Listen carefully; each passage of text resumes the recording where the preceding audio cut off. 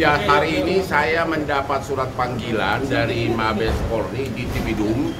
Kasus pertama dalam sejarah peradilan Indonesia.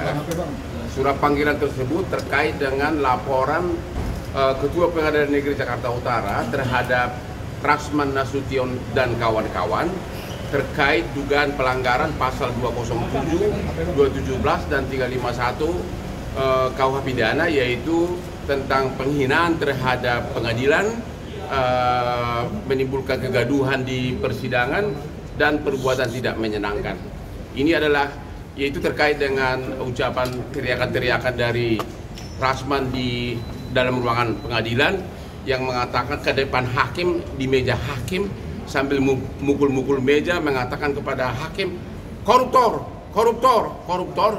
Dan juga adanya oknum pengacara junior yang mungkin masih jarang bersidang, yaitu Firdaus, yang naik ke meja di persidangan dengan pakai jubah pengacara, dan juga beberapa oknum, ada dua ibu-ibu tuh yang mak-mak yang sudah tua tuh yang juga menimbulkan kegaduhan, dan juga teriakan-teriakan dari istrinya Rasman. Itu kira-kira intinya.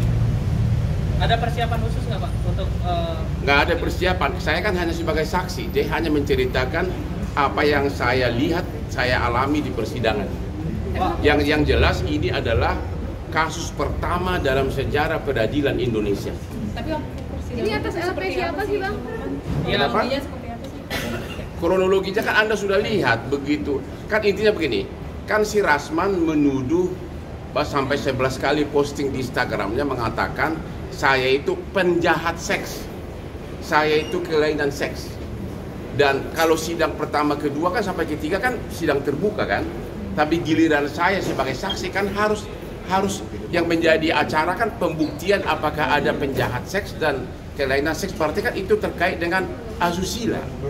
Menurut undang-undang bahwa apabila materi persidangan adalah tentang asusila harus tertutup. Begitu hakim mengetok bahwa itu tertutup, dia marah-marah karena dia sudah bawa begitu banyak TikTok dan sebagainya. Dia mungkin mau pansus, mau fashion show di persidangan, padahal gua jauh lebih ganteng kan.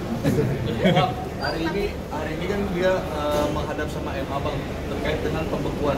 Saya nggak yakin, saya merasa kurang yakin dia bisa diterima. Bagaimana perasaan seorang pimpinan Mahkamah Agung yang anak buahnya, hakim di bawahnya diteriakin di persidangan, koruptor, koruptor, dan itu di persidangan dan diketok-ketok mejanya.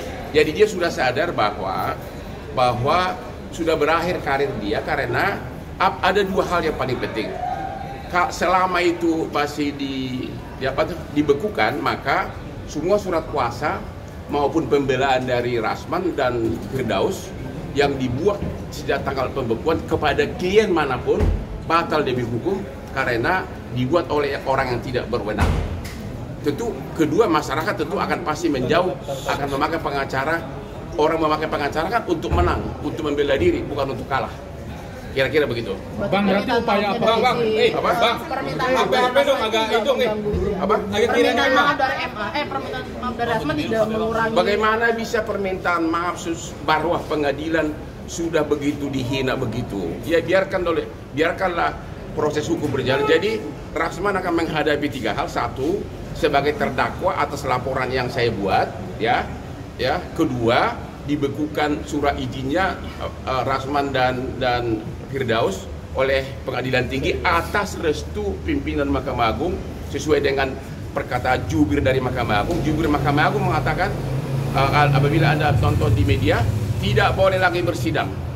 Yang ketiga, ada laporan polisi dari Ketua Pengadilan Negeri yang juga pidana, dan ini sangat cepat atensinya. Saya yakin dalam waktu dekat Rasman dan Firdaus dan kawan-kawan akan jadi tersangka.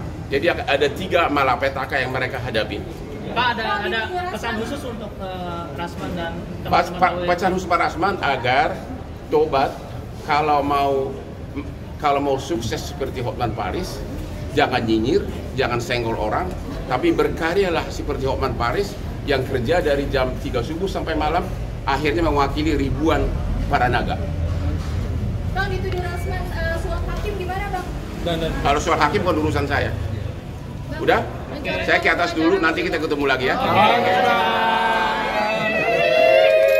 Kemarin itu antara lain mungkin yang bikin dia panas, begitu ditinggalkan sidang, aku kan pakai jas super mahal, sambil gua angkat kaki begini. Berapa harga jasnya? Langsung dia datang, nggak tahu apa mah. Saya nggak tahu apakah dia mau mencekik atau mau meraba jas gua yang mahal. Tapi saya pakai jurus berlian. Hari ini berapa? Saya sangat tenang karena saya tahu kelakuan dia hanya emak-emak. Ya, dia hanya jago di mulut. Total cincin berapa Bang yang dipakai Bang? Ah, Hari ini Pak, hari ini. Ini cincin berapa? gimana ya? Cukup membeli untuk Rasman 1000 mobil kijang. Oke, Bang.